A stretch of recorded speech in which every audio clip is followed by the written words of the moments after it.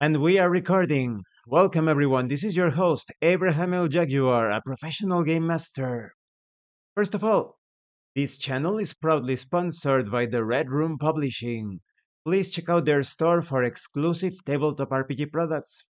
They have recently released New Flesh, a future noir tabletop RPG where cyberpunk meets biological horror. You will find the link in the description and in the pinned comment. This channel is also proudly sponsored by Detri Studios, the publishers and developers of Dames of Asstoria, a tabletop RPG where you play as monster girls, experiencing high adventure in a world that doesn't fully accept them. They have recently released the Whispers of Copperridge adventure module. You will find the links in the description and in the pinned comment. This channel is proudly partnered with the What the Funk shop. Please check out their store for all sorts of products. They have dice, miniatures, game master screens, home decorations, and many other things. You will find the link in the description and in the pinned comment as well.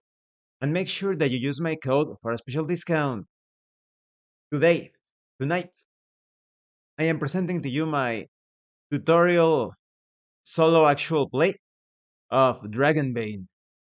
For those of you that are not familiar with Dragonbane, it is quite similar to Dungeons and Dragons when it comes to classic fantasy, but it has its own twists. It is a lot more. It is easier in general when it comes to the mechanics. It is simpler. The species are somewhat unique. You have the wolfkin that are kind of like humanoid wolves. You have the mallard that are humanoid dogs, and in general, it is a bit more towards dark fantasy, even though there are some, for example, the duck folk, right? The mallard, they could be considered a bit surreal or perhaps even absurd, but in general, the tone leans a bit more towards dark fantasy. The complete box set comes with solo rules. The the oracles, the tables, they are good, but but the way they are presented, they are not conductive towards roleplay. They feel more like a conversation without playing a role within the game. Remember, you're not having a conversation in tabletop RPGs. You are experiencing the game world as your characters. And this video is the start of the Reforged Shard campaign. This happens in a very particular adventure site. It is the Deepfall Bridge. These are perilous depths. It's all about dungeon crawling. This solo adventure, this is new to me. That is, I'm going to be experiencing the adventure for the first time. I've only read the a couple of first paragraphs to know more or less what the adventure is about, and it seems that they are handling things as a sort of storytelling, which is a bit was quite lackluster. Considering this is a tabletop RPG, you're not telling stories about your characters. You're experiencing the game world as your characters. So instead of presenting this, you will see later on, more like in role play and interacting with the environment. It takes a more of a storytelling approach, but we are playing it like that. Still, this is just the guided adventure. You have tables here, exploration tables, to create your own adventures, to generate everything from scratch. You have your oracles, all sorts of elements that you can use to handle things in a more, like I said, on role playing, on the role play side, because this is a tabletop role playing game. You're playing a game and you're playing a role. You're not telling a story. You're not having a conversation. And I will clarify that as I go through the adventure. After all, this is a tutorial actual play. The character that I have created is where's my character sheet? His name is Grodnar, not like Grognar with a D, D of Daedalus or difference. So Grodnar the Red Hood. He's a mallard. Those humanoid ducks. Let me show you the. You know, my character has green feathers on the head, but the rest of his body has brown feathers. He has a silver tooth. They never mention if the mallards. I don't think they ever mentioned that if the mallards have teeth in the Dragonbane setting. But one of his frontal teeth is a silver tooth, and he has a reed hood, a hood made out of reeds. It is also green, and he is protected by a simple metal helmet under his hood, almost like a bowl-shaped metal helmet. He has a griffin's feather that is also his memento. He belongs to a very small order of knights, the Order of the Griffin Feather, and it is a custom of theirs to wear the feather as a sign of pride in some part of their bodies. So this is also his memento. It could help. It could be helpful when he is getting rid of negative conditions during the game. As I said, he is wearing his chainmail. So imagine like a Duck Knight sort of character. Now let's begin with this adventure. Like I said, I'm going to, because this is a tutorial, I'll try to make it as clear as possible when I am playing the role of Grodnar and when I am trying to play the role of a game master, because the way things are described here, I will make those, inform you of those corrections. And so it begins.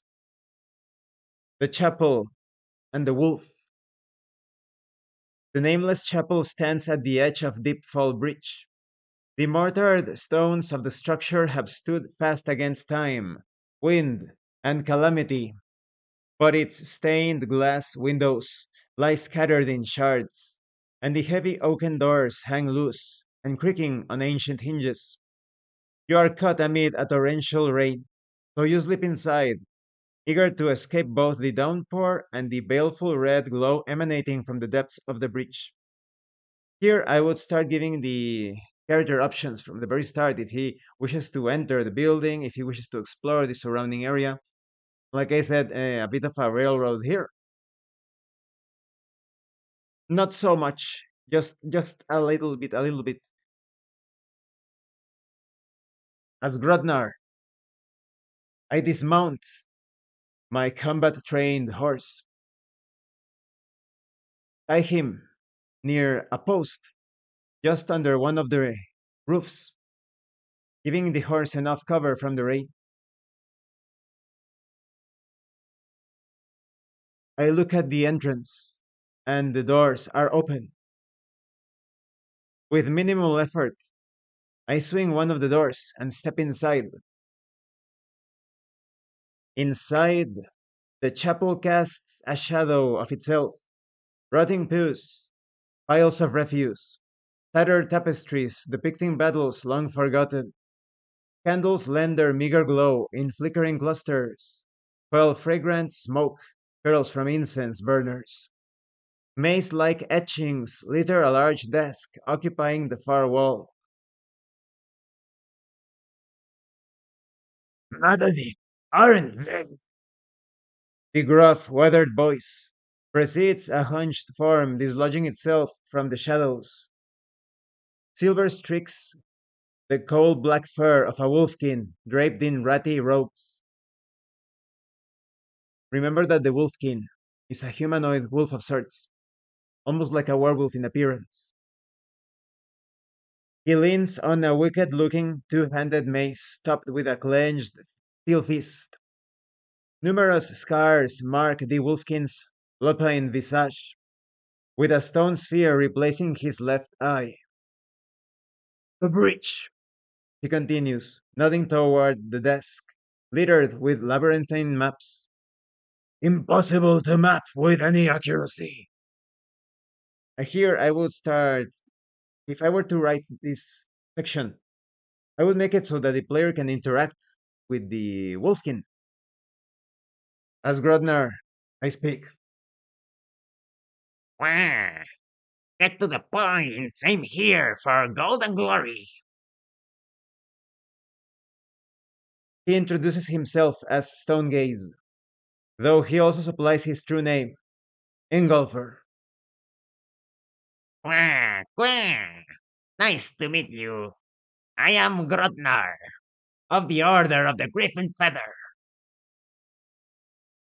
The name is not unknown to you, but the Ingolfer of whom you've heard tell is a fearsome warrior and famed hunter of demons, not an old hermit priest. Your name sounds strangely familiar. It reminds me of a great warrior. Surely you're not the same, correct? The Wolfkin ignores the commentary. Have you come to delve the breach? He asks dismissively. There's good to be done, justice to be dealt, and riches to be uncovered. If you've the metal for it. As Grodnar, I stroke the griffin feather and speak. As a knight, I am here to punish evil. And of course, Quack, gold and glory is always welcome. And I want to split some hats. In Dragonbane, you have weaknesses or flaws. And the weakness of Grodnar is that he's very violent. He's constantly looking to cause violence, enact violence, break things, kill. So that could be a sort of a hindrance later on.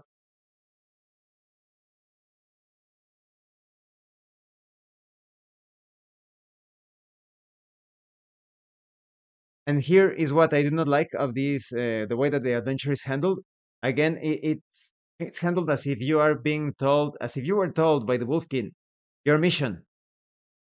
Instead of presenting the situation to you, you see this in front of you. There is this here. There is another thing here. Another thing over there. The Wolfkin basically tells you what happened, what the rooms that you are going to encounter, and you are remembering what he told you. So it's very immersion breaking. It's impossible for the Wolfkin to know exactly what you are going to be encountering. Why couldn't they handle it? As I have mentioned in my review of Dragonbane, the author doesn't know how to roleplay.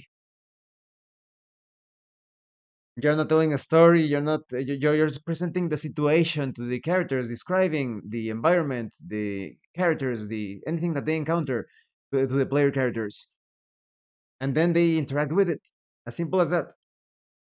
So the adventure immediately begins with Grodnar descending after being given this mission. The name of the mission is called the Reforged Shard, the Captive Orc. Chapter 1, the Captive Orc. The leader of the sect of demon cultists holds the World Breaker Shard, the tip of the abyssal spear that split this land and created the breach. Well, surely you jest. I thought that was just faceless fairy tale. No, I fear it is true. This power cannot stay in their grasp. Foul magics cloud their location from my sight. So ye must locate the shard through other means. Seek below a band of cultists, transporting a prisoner, an orc named Gorum. Gorum knows the location of the cultists' outpost and may serve as a valuable ally in the days to come. As Grodnar, I pull out a torch, light it, hold my sword on my left hand, Off I go, then. and proceed down the dark stone steps leading into almost absolute darkness. A sloping corridor carries you into the oppressive depths of the breach. Tread softly, lest you wake the creatures of fang and wing, nesting within the cracks and hollows of this ancient passage. Why didn't they say? You see a sloping corridor in front of you. There are marks of claws or fangs on the walls. There are feathers on the ground. some clues without breaking the immersion. This is based on interpretation. So my first thought is that I need to move carefully through this plunging path. If I am not stealthy, the creatures within will be alerted. So, as Grodnar,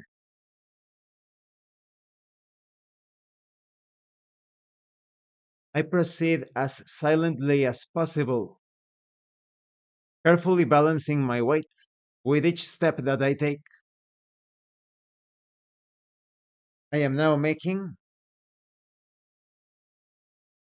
a sneaking check, and because I am wearing chainmail, I am making the roll with a bane. You roll two 20-sided dice, and you take the worst results.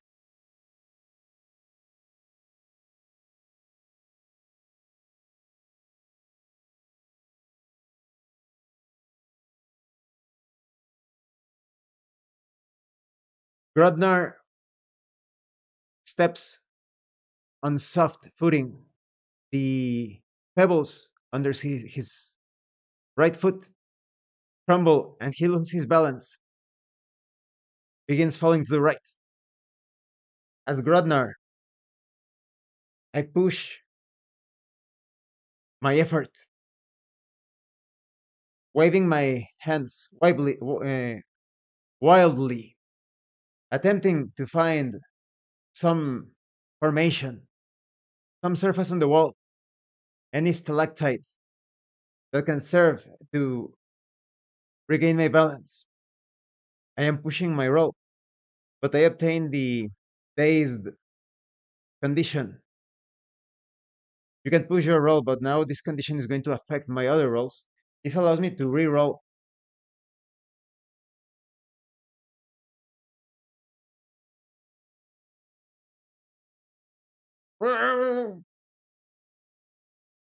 Grodnar falls unceremoniously, making a huge racket with his chainmail, his sword, his torch. It sounds cacophonous. The sound echoes throughout the entire area, and the sound of screeching begins. The first thing that I thought about was harpies when they describe the claw and feathers and fangs and whatnot. So I immediately turned to that entry. Do not hesitate too much if you already have an idea of what is going to come. The harpies, of course, horrifying uh, half women, half bird creatures, completely naked with bestial looking faces. Two of them appear. I decided to use two because they attack in pairs or in groups. The disturbing sound that is not entirely human, not entirely bird like, comes from one of the side tunnels, and two harpies fly straight into the corridor that Grodnar is moving through. Now, I am drawing initiative because this is a solo version of the game. Grodnar acts twice due to a feat that I chose for him. In Dragonbane, initiative is drawn through the use of cards.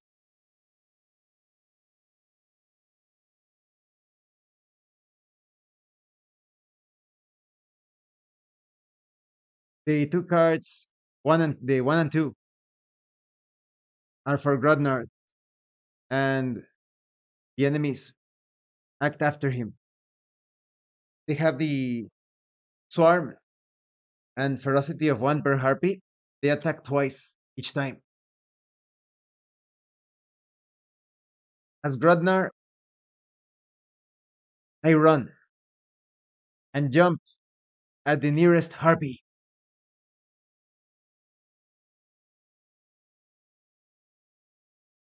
I need to make an acrobatics test for this.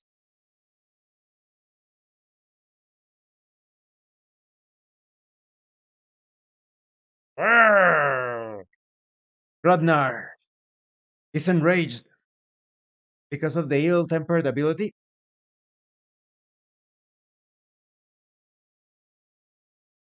No, by pushing the roll with great strength and getting as angry as possible. Rodnar pushes off the ground with all of his might,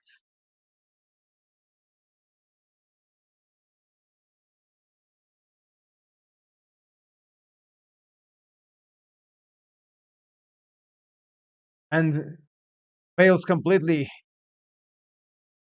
It doesn't reach the height needed to attack the first harpy.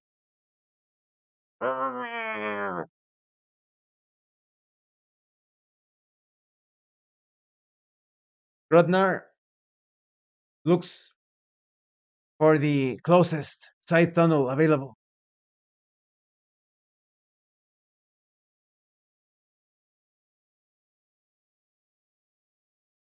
I make an intelligence roll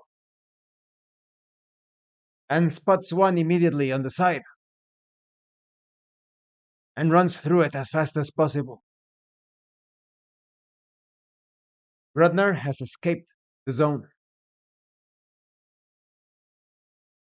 In the solo game, when you carry out these actions off rails, it could be considered a delay. Now, Rodnar is going into unknown territory, and because of this action, the threat that was at 1 in the solo game, you have a threat that is escalating, now escalates to 2. When it gets to 6, something bad is going to happen, potentially bad. Now we use the system of tables to see where Grodnar ended up.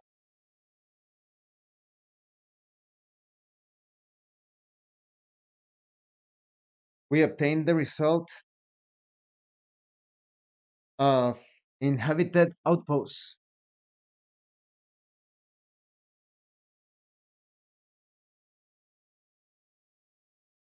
It is recommended that you write down the results to make sense of them because you're obtaining various elements to shape into the next encounter.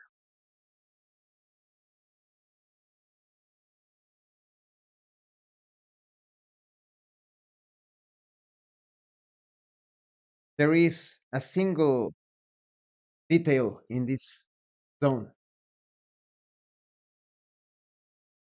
There is danger.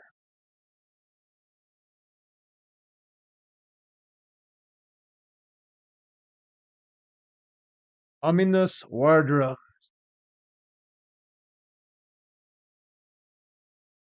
We have two elements: inhabited outpost, ominous wardrobes. As Grodnar makes his escape into a new area of this underground complex, he stumbles upon a large cave, the sound of wardrobes echoing from inside. It is a group of 3 goblins carrying out a strange ritual, painting themselves with red pigment that looks suspiciously like fresh blood. This immediately makes me think that it is possible to sneak by ignoring the war drums. By moving with the sound of the war drums, trying to disguise my footsteps. As Grognar, as Grodnar, I take cautious steps, keeping as close to the far cavern wall as possible.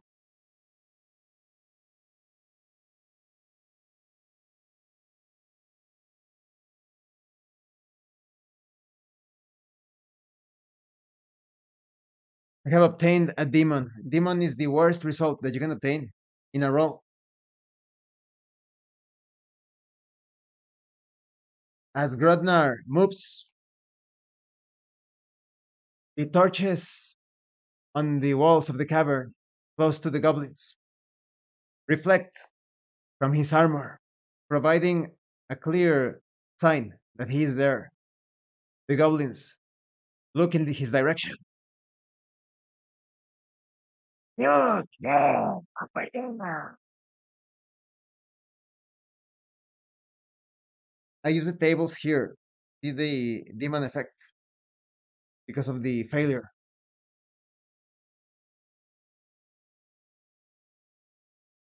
At the same time, I obtain the result of trap. Grodnar steps on a sharp stone coming from the ground,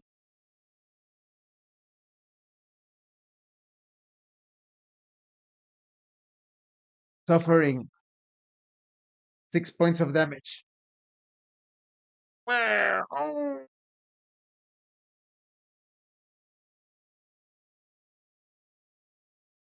A bit of blood comes from his feet, from his right foot, as the goblins approach.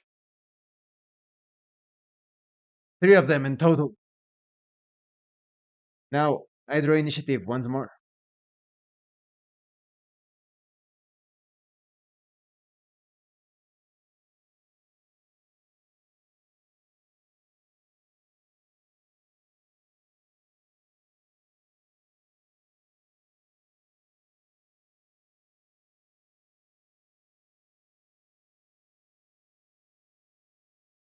Without giving Grodnar time to react, one of the goblins engages him, stabbing with his small sword.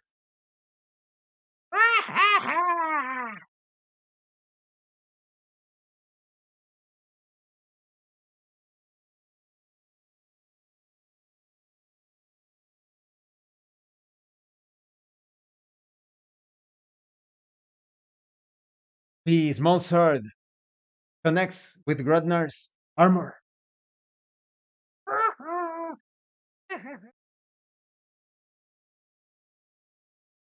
The blade makes a disturbing sound as it goes through one of the links.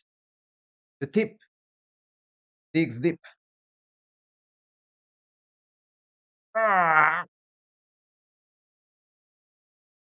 drawing blood close to his right rib.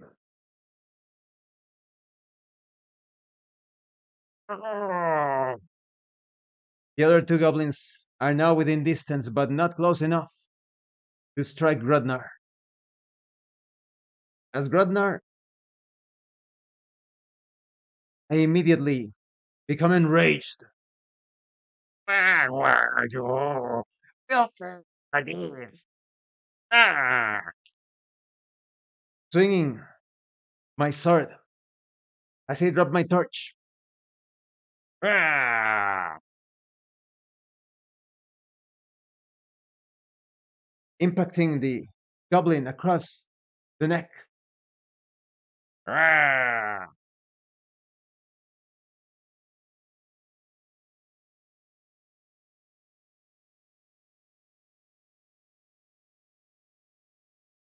Part of the goblin's leather armor lessens the blow,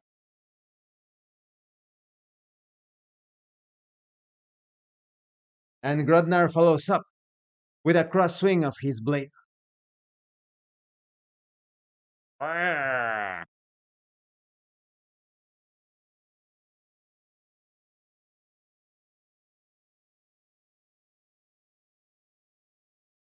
Grodnar yells, For the feather of the griffin. becoming disheartened in the process at being so clumsy in his attacks. Striking once more, failing completely. Ah. And now initiative is drawn again.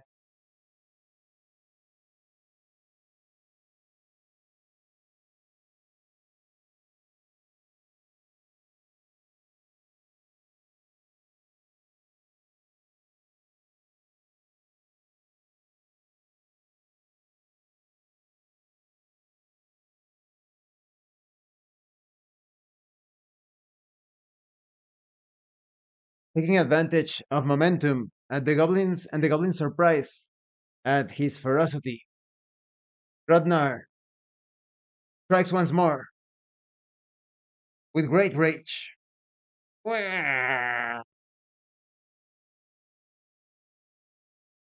thrusting with his sword at the enemy's chest.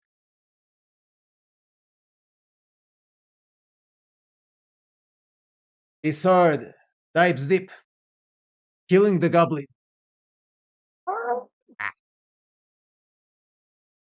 It falls down in a heap, bleeding. Grodnar, Grodnar runs and stabs at the next goblin's chest, completely enraged, maddened, stabbing furiously.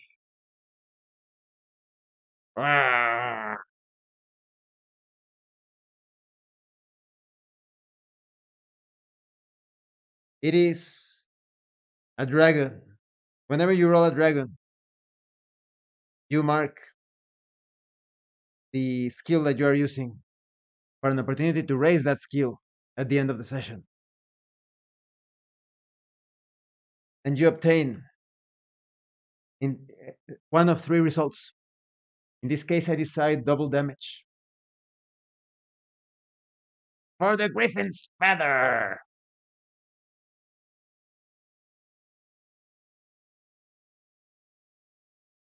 The blow connects, but it is not enough to kill the goblin. The wound is superficial.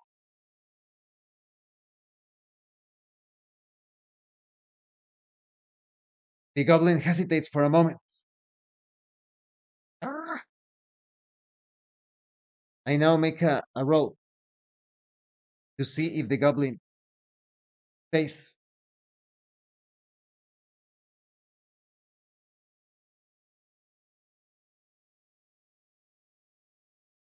The goblin remains and counters with a horizontal slash at Grodnar's head.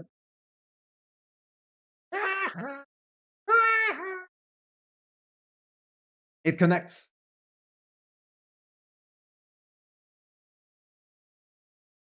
but the weapon is unable to penetrate Grodnar's armor. The damage was less than the armor's protection, so now I make a roll to see if the weapon is broken.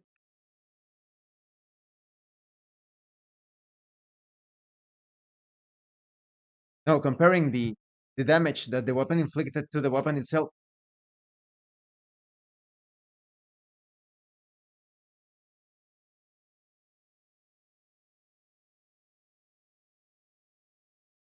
The weapon resists. The next goblin charges and attempts to strike Ragnar from the side with the blunt of its blade.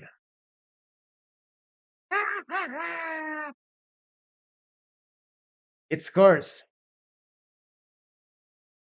The sound of something cracking is heard,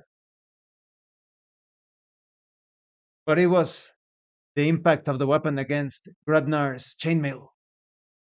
You'll have to do better than that. Quack, quack, quack. Initiative is run once more.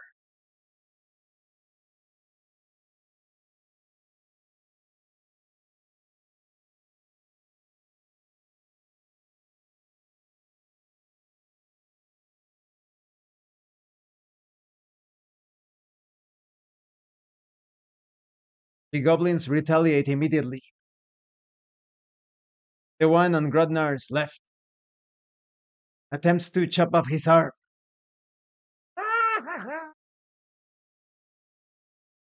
The sword impacts Grodnar on the shoulder, but it is not enough.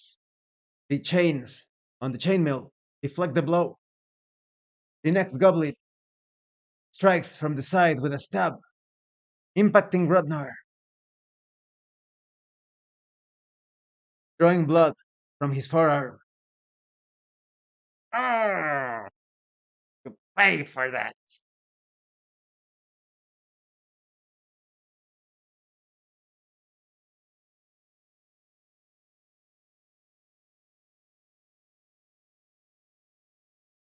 Grodnar almost falls to the ground in pain, slashes with a diagonal cut upwards across the chest of the goblin on his left, with great anger.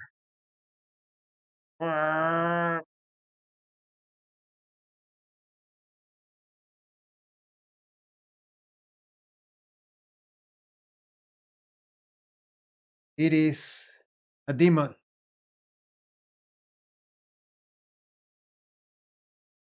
I now roll on the demon table to see the negative effect that has occurred.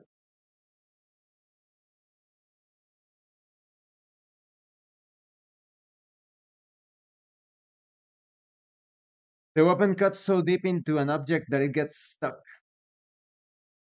As the goblin moved to the side, Grodnar's sword went into the wall. In great desperation, Grodnar picks up the torch and uses it against the same goblin.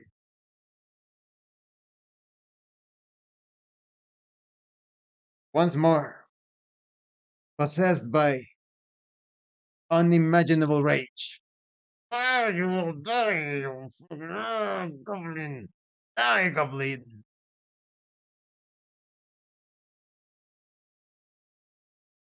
It is a hit.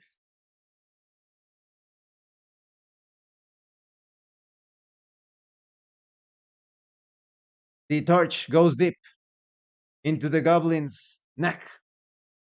Grodnar's wild swing pays off, and a softening and charring noise as the fire goes deep into the goblin's neck interrupts the sound of battle as the goblin falls dead. Now I make the roll to see if the other goblin is intimidated.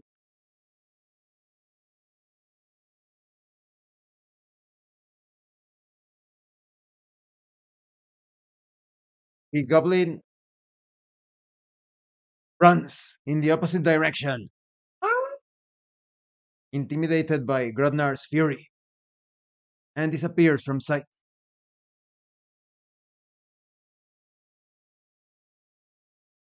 As Grodnar, I regain my composure, dislodge my blade,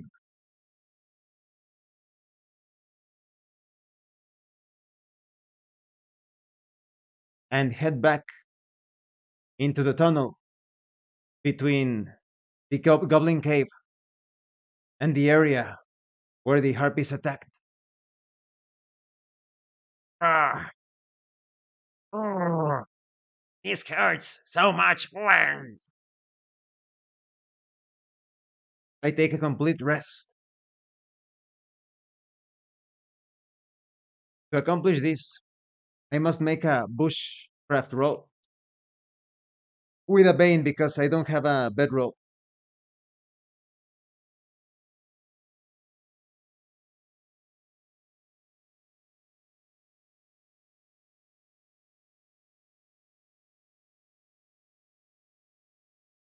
Putting all of my effort in searching for the most comfortable rocks and dirt available.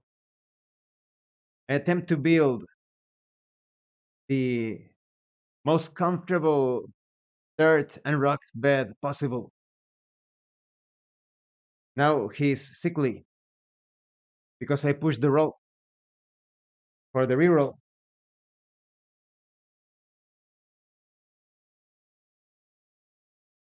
And it is still not a success.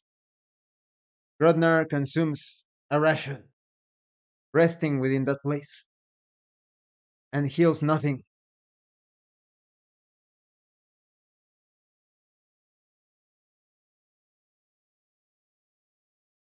After 6 hours pass, Grodnar attempts once more to find the most comfortable position to lay, but the threat rises. Now, there must be some way, Quack. Rest comfortably here. And so it is accomplished, and a night of rest is obtained. Grodnar heals from his ailments,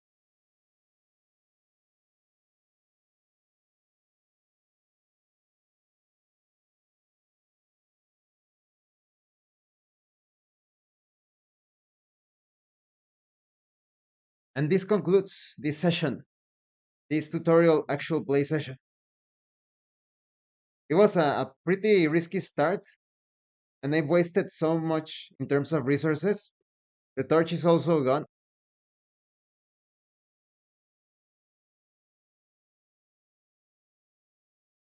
I had to light another one to find the best way of resting. Only one torch is left, and I am between the area of the harpies and the goblins.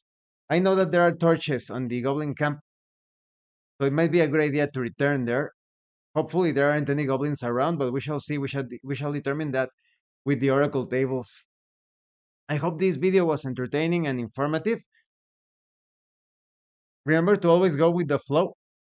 Although, of course, this is an actual play displayed here in YouTube, I have to make sure to inform you when I am making the rolls, when I am role playing as Grodnar, when I am describing the situation.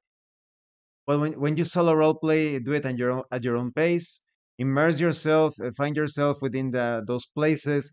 I really felt the like, how would you say, stressed or anguished that I thought he was going to die in that encounter against the goblins.